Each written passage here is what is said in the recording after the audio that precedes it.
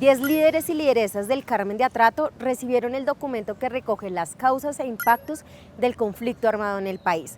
En el evento se hizo énfasis en las afectaciones que habían sufrido los pueblos indígenas, afrodescendientes, palenqueros y raizales.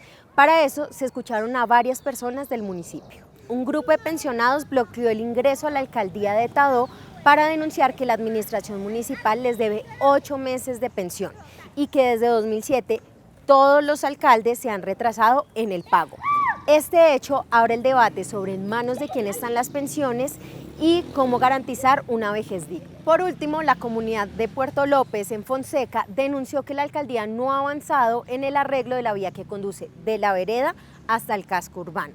A pesar de que esto es uno de los municipios recogidos en los PEDET y los recursos deberían destinarse a las vías rurales, los campesinos siguen teniendo problemas para sacar los productos agrícolas y movilizarse. Este es el noticiero local de Consonante. Comencemos.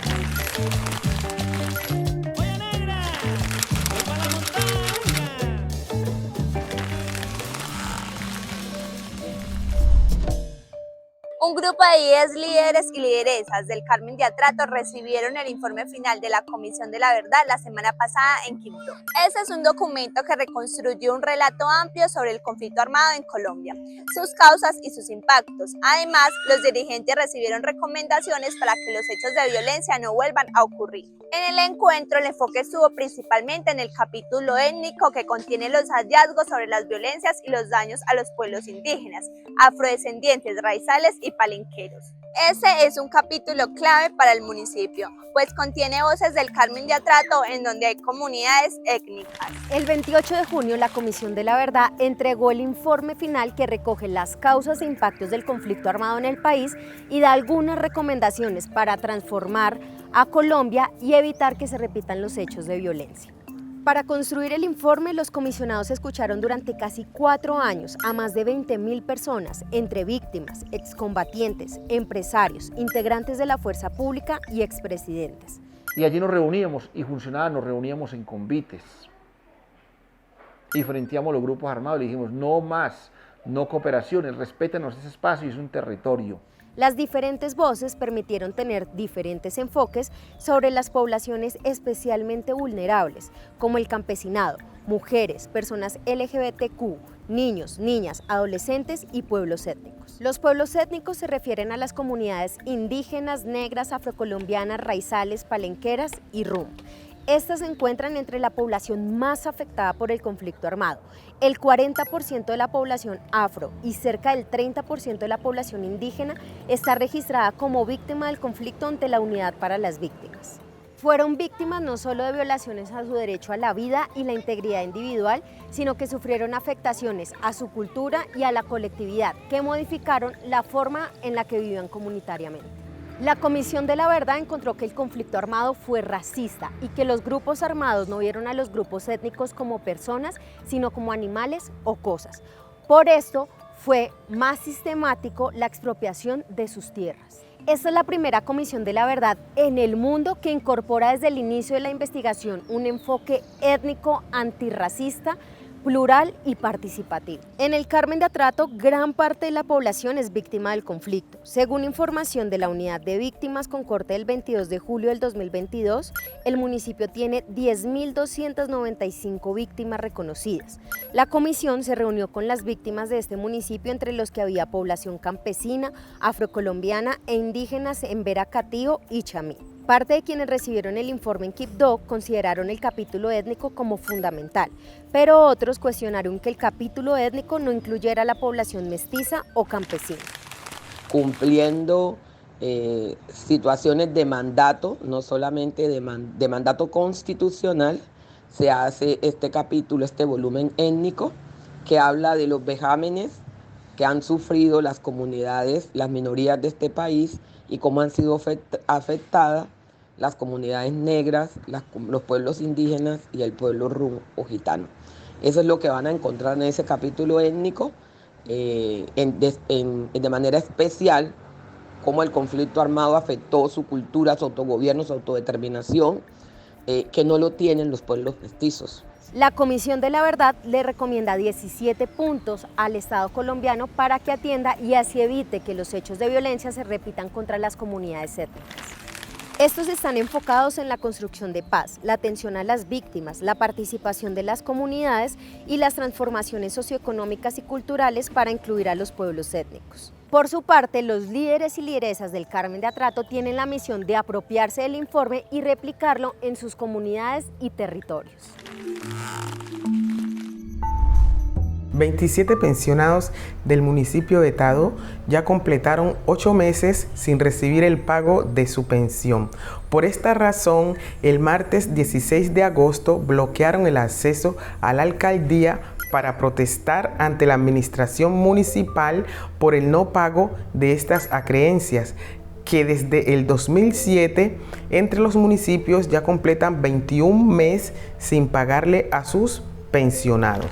Sobre este tema, lo primero que tienen que saber es que con la Ley 100, los funcionarios y empleados privados deben afiliarse obligatoriamente a un fondo de pensiones público como Colpensiones o a otro privado. Antes de que se empezara a ejecutar esta norma, los funcionarios pensionados eran parte de la nómina de las alcaldías. Es decir, que cada alcalde debía gestionar una parte de los recursos para pagar las pensiones. En Tadó, la administración municipal debe responder por 32 personas porque no han sido afiliadas a ningún fondo de pensiones. Tadó no es el único municipio del Chocó que ha tenido problemas con las pensiones.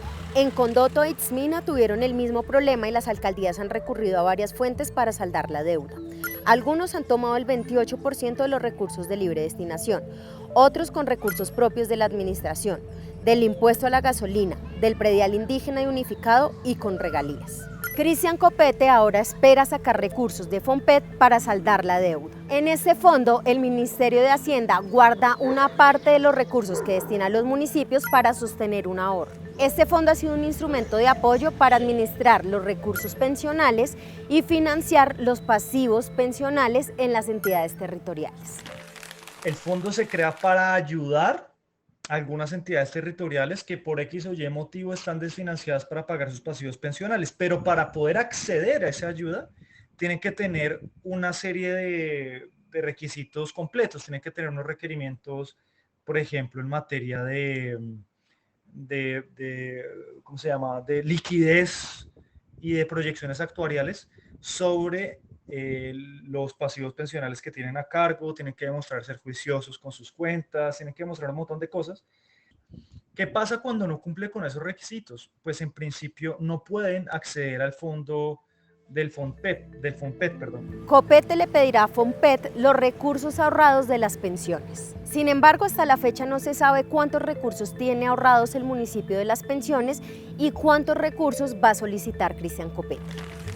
Nosotros tenemos una deuda de pensionados más o menos, bueno, hay unos meses atrasados, que es una cosa. Esos meses pueden llegar, digamos, con indexación y con todo eso, a los 1.500 millones de pesos. Esta semana, en su visita a Bogotá, Cristian Copete deberá justificar ante Fonpet para qué necesita los recursos de las pensiones. Campesinos de Puerto López denunciaron esta semana que aún no se han ejecutado las obras de placa huella por parte de la alcaldía, a pesar de que hace un año se habló de agilizar la obra de ejecución de este proyecto. Las demoras en la adecuación de la vía dificultan el traslado de los alimentos cultivados por los campesinos y las campesinas de la región, quienes además deben enfrentar los derrumbes que constantemente los dejan incomunicados para salir a vender sus productos. Atender las vías terciarias o interveredales es uno de los pilares para acabar con el atraso en el campo que ha generado más de 60 años de conflicto armado, en este caso en la serranía del Perijá. Las vías terciarias o interveredales son las más rezagadas del país. Juan Esteban Gil, director de Invías, dijo durante un debate de control político en 2019 que de los 142.000 kilómetros, solo 8.220 están en buen estado. En Fonseca, la alcaldía ha logrado gestionar 5 proyectos de vías rurales. La construcción de placas huellas sobre la vía que conduce a la vereda Las Marimondas y del corregimiento de Conejo hasta la Y de las Colonias. Pavimento rígido de la vía que comunica el corregimiento de Latico con Guamachal y la vía principal de Almapoque a la vereda Mamonal. y el mejoramiento de la vía que conecta a Sitio Nuevo con Fonseca. Estos proyectos suman más de 72.000 millones de pesos que son financiados con recursos del Sistema General de Regalías. Pero en el municipio ha habido serios cuestionamientos sobre cómo se priorizan estas obras. El equipo motor de los PDD en el municipio denuncia que el alcalde Hamilton García no los ha tenido en cuenta para discutir los proyectos que se van a presentar. La vía Puerto López se encuentra en este momento en trámite de viabilización para que se adjudiquen recursos del OCATPAS. Falta el concepto favorable del Departamento Nacional de Planeación y del Ministerio de Transporte. ¿En qué estado está ese proyecto? Logrando y haciendo curso ante el Departamento Nacional de Planeación para obtener el cumple, que actualmente la bolsa de OCATPAS no cuenta con recursos. Y mientras no haya recursos, y más con el cambio de gobierno, el DNP dice, no, me abstengo de revisión porque reviso y viabilizo unos estudios que hoy por hoy no tienen un recurso asegurado. Entonces, si le doy el concepto favorable y no hay recursos, se queda ahí el proyecto y se puede desactualizar, porque sabes que los precios en el mercado oscilan, cambian, y más cuando hablamos de obras civiles. Entonces, está pausado ahí en la fase del Departamento Nacional de Planeación. Mientras el alcalde Hamilton García, quien ha sido cuestionado por presunta corrupción con dineros de La Paz, gestiona dinero para el mejoramiento de la vía Puerto López, los campesinos y campesinas deberán mitigar que se pierdan sus cultivos y queden inmovilizados. La secretaria de Planeación Municipal dice que una de las acciones de contingencia sería que el ejército preste la maquinaria para poder destapar la vía. Pero hasta la fecha no hay ningún plan concreto. Este noticiero fue posible gracias a los periodistas locales del Chocó y La Guajira. Si te gustó lo que te contamos, no olvides suscribirte a nuestro canal de YouTube o darle me gusta a nuestra página en Facebook. Nos vemos la próxima semana.